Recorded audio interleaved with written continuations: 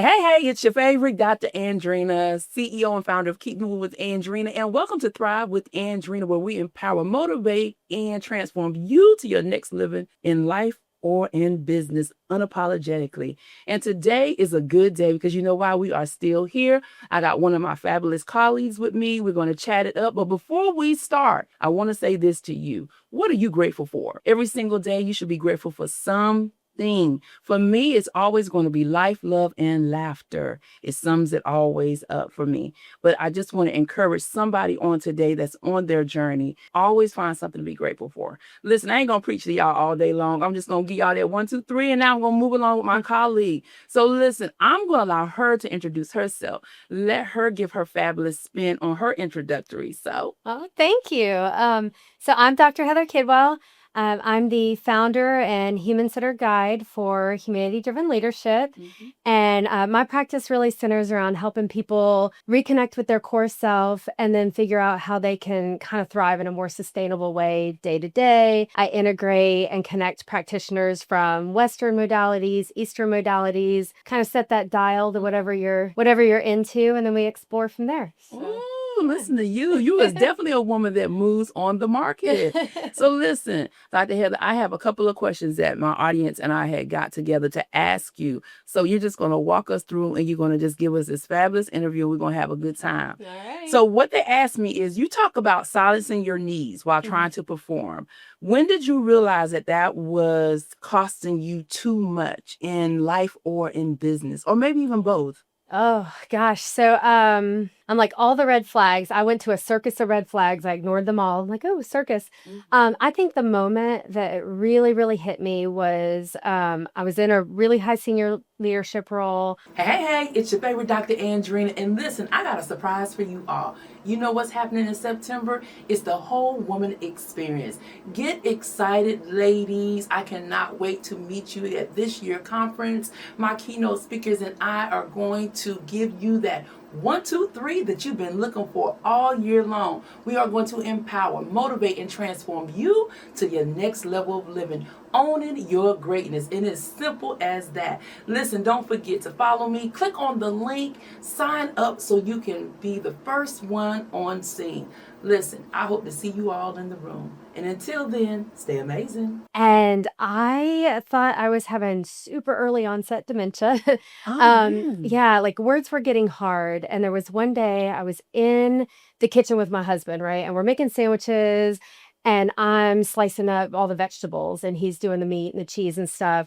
And so then I'm assembling the sandwiches and I have this tomato in my hand and I looked at him and was like, hey, do you want an apple on your sandwich? And he went, no. And I was like, no, not apple, an orange, a ball. I was saying every red object. I couldn't get the word tomato out of my mouth to save my life. And I was like, do you want this on your, and he was like, I don't know, do I? So, and then after that, I went to the neurologist. I was like, I'm getting dementia. I can't talk. I couldn't I didn't know how to label a tomato. And he was like, sis, you're very stressed. So I think that was really the moment that I was like, oh, it's not just impacting me. It's like getting in the way of making a sandwich. Like, like that's kind of big. So, and it was draining everything. That moment, just the bubble popped and I could see everything That came from stress?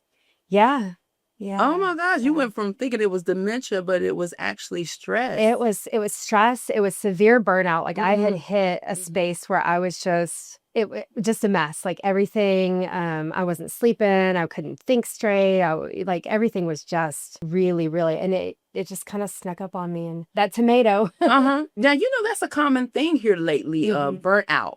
Yeah. It is really starting to stick out, and not only just in your market, my market, but in all the markets. What do you think is the cause of that? I think that we've always glorified working hard as a country, which is awesome. Working hard is great. Working so hard that it's not sustainable and it doesn't fit for you is not great. Like think about like our ancestors before technology and everything. In the winter, they worked a little bit less. They stuck, they slept a little bit more. They honored the circadian rhythms and stuff. And now we're just go, go, go. It doesn't matter. We've got lights, so we can work until midnight, 2 a.m. And just everything around us and all the slogans that we know, like, be a boss, you can have it all. And, Man, all those things. So we've just glorified it. And I think that we just don't know any better. And it's just kind of stuck. And I think now some of the newer generations, and they're like, oh no, we're not doing all of that. No, I watched what that did to my mom and dad. I watched this, and they're kind of forcing us to look at ourselves. We're like, oh, well, they're just lazy. And then you're like, wait, no, are they lazy, or do they just have really good boundaries? Like, right. They have it figured out, right? And I think that's what's really making it shake out a little bit more. So, and I hope they continue to push, right? Yeah. Because we did have that grind mode, that hustle mode, get it up and get it. And if you wasn't moving or you wasn't doing anything, you felt like you wasn't accomplishing something. So now you constantly have to be on that go, go, go, go. Yeah. And then your body's shutting down. Stress starts taking over. Life and business is not moving the way you want it to move. And really, it's all because you're not taking the time out to even rest. We've been accustomed to not embody rest. We're because rest looks like being lazy. Yeah. Which in reality, rest really helps us to bring clarity. Yeah. And you need it. Like, that's part of being human. Yeah. Right. Yeah. But I think, some of it, I'm a month and a half out of the corporate space at this point, and some of it is just the performative measures. Like, they charge you like hourly, like we fill out time cards. Everything is about an hour. How much can I get out of you in 1 hour? There's 24 of those in a day. So if I'm thinking I got to get as much out of me every hour, well, that's exhausting. Like 8 hours it is full on. Like, it's a lot. And let's be real, most people that are on salary work way more than 40 hours. They're not working, an 8 to 5 with a 1 hour lunch break. They're working like 7 to 7 with eating at your desk.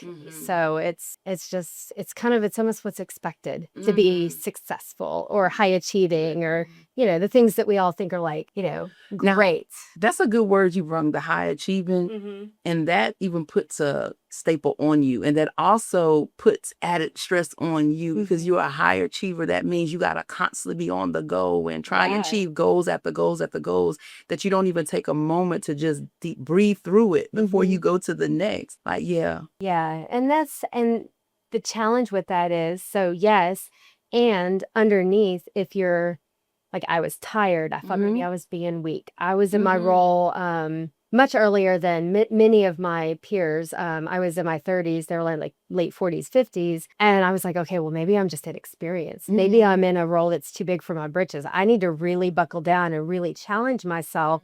And yes, in some ways, was the role a little big? Yeah, I didn't have some of the years of political savvy that they had, but like tactically, I was doing fine.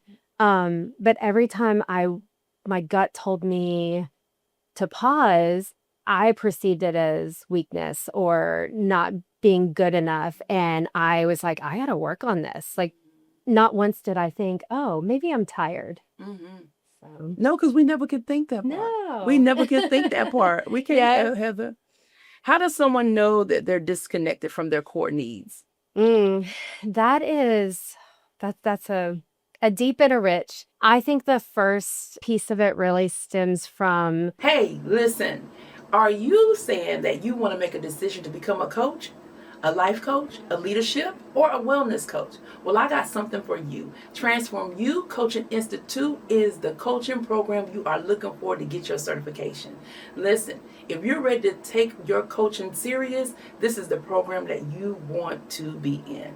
I'm super excited to offer this to you, and click on the link down at the bottom, and I hope to see you in class. Like, how tired do you feel when you get up in the morning? Are you excited? Are you like, cool, I get to do this? Or is your language like, I have to do this, I have to go to work, I have to do this? And granted, we have to do things to pay the bills. If you have children, you got to feed the children. There are things we have to do. I have to pay taxes. I don't get to pay taxes.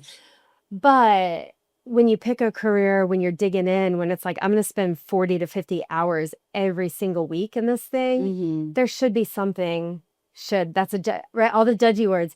If you're like, I get to do this, I'm a little tired because it's a long day, but like that little bit of passion, the people that are going to work and they just feel kind of disconnected, or they feel like they leave their home self at home and there's someone else at work. Well, if you have two different yous, that's a pretty big indicator that maybe you're not being you, You're disconnected. Yeah. And you might need to step back. Mm-hmm. And you might need to reevaluate what's going on with you. Yeah. Because burnout is real. It is truly real. It is. And you don't want it to get to the point. I don't think you should allow it to get to the point where a nervous breakdown may happen in order for you to recognize that, listen, I need to slow it down a little bit. I need to balance this thing out, and I need to put rest in there, and I need to, but that's another story, because, now we're battling, where can you find work-life balance at? Yeah. That's another story that everybody's like trying to dissect and figure out as well. Yeah. And so when someone feels stuck in transition, what is the first aligned step that they should take? The first step is to acknowledge it and take its power back. Because I like to tell my clients that burnout is stress, overwhelm, burnout, all three different things. They are not the same thing, so let's not call them the same thing. But recognize it and acknowledge it, and just be real with yourself. If you are emotionally exhausted, it's not okay to be that way forever, but it's okay if that's where you are right now. And then you have the agency to say, okay, I'm going to engage in this, or I can't. Right now, this is not the time. I've got to do this thing. And then it's you get the choice, right? And then once you notice it, if you're in the space, if it's your time to do what you want to do to move out of that, get help. Whether that's talking to a friend, it doesn't always have to be therapy, right? But it could be a life coach. It could be, someone like me, or it could be yoga or exercise, or your best friend or your spouse or something. But like, find someone to talk about it, and then talk about it with people, because there's other people that are going through it. So if you ever feel like my burnout space was alone, I felt broken, I felt unable, I just didn't talk about it. So I went through that silently. And I wish that I could go back and tell myself to talk about it, because there were other people going through it. And everybody's quiet. And everyone's just quiet. Everybody's like silently suffering. And it's just, and it leaves us to fill in the blanks with people like, oh, well, burnout's a emotional breakdown. Well, no, you can show up. Nobody even needs to nobody might even know you're there. And you go home and you cry in the closet, in the shower, or like whatever, like you keep it all to yourself. You could still show up and do all the things. So, but be honest about where you're at. That's really the key first thing. To acknowledge it. And then what's one quick action step that they can take immediately once they acknowledge that, listen, I need to pause for the cause, and I need to realize that I'm burnt out, I'm exhausted. What is one thing that they can take really quickly after acknowledging it, an action step that they can do? I think that very next action step, and this might not sound like action to all of y'all, but give yourself permission to be in that space, and give yourself permission to just pause for a minute and say, what is it that I need? Not what does so-and-so say I should do? What does coming out of burnout, it's a psychological phenomenon. So it's your brain, and you've got to reprogram all that. But give yourself permission to be there for a minute and really, truly figure out what it is that you need before you start trying all the things. It's the thing that I hear everyone say is, well, I tried this and I tried that and I tried this and that, which is awesome that you're trying to take action. But if you are already very busy, you are already trying to perform at an executive level or a leadership level, whatever you're doing, you might not have time to try all the things or money to try all the things. If you take that pause and give yourself permission to really define what is it that you need, and then explore that and tune with yourself. And it might be something different than, like, you and I could be in burnout together. You might need to start on A, and I might need to go to M or Z and figure that out. So, but the key to it is at acknowledging and definitely taking steps. Yeah. So listen, we are women. You're a woman in the market, and you're moving the market. What is the one word you would use to empower the woman standing next to you? I think the word that I would use is softness, and that's probably an odd one. It is. But I think it's less external, like, oh, be sweet and demure and smart, but like softness to yourself. and Grace. have that grace Mm-hmm. and let you be human, because we as women, we let everyone else be human, and we love the world around us, and we forget to love and be soft for ourselves. And I think that that is something that if we could do a little bit more, Mm-hmm. I think it would really just go a long way to empower and just let us really be human and beautiful. That's a good one. Being human. Yeah. So listen, y'all heard from Dr. Heather. Y'all better quit being burnt out around here and start acknowledging it. Start living softly, giving yourself grace. And if you have to, look for help. Get a friend, like she said, or even a therapist or a life coach. You never know, but you're not in it by yourself. And so with that being said, I am your favorite Andrena. It has been real with y'all on today. But before I go, if you don't remember nothing else, remember this: your purpose is greater than your struggle. Your struggle is your stepping stone to get you into your greatness. And that simply means everything that you've been through in life is not in vain. You will always come on top. And until the next episode, stay amazing.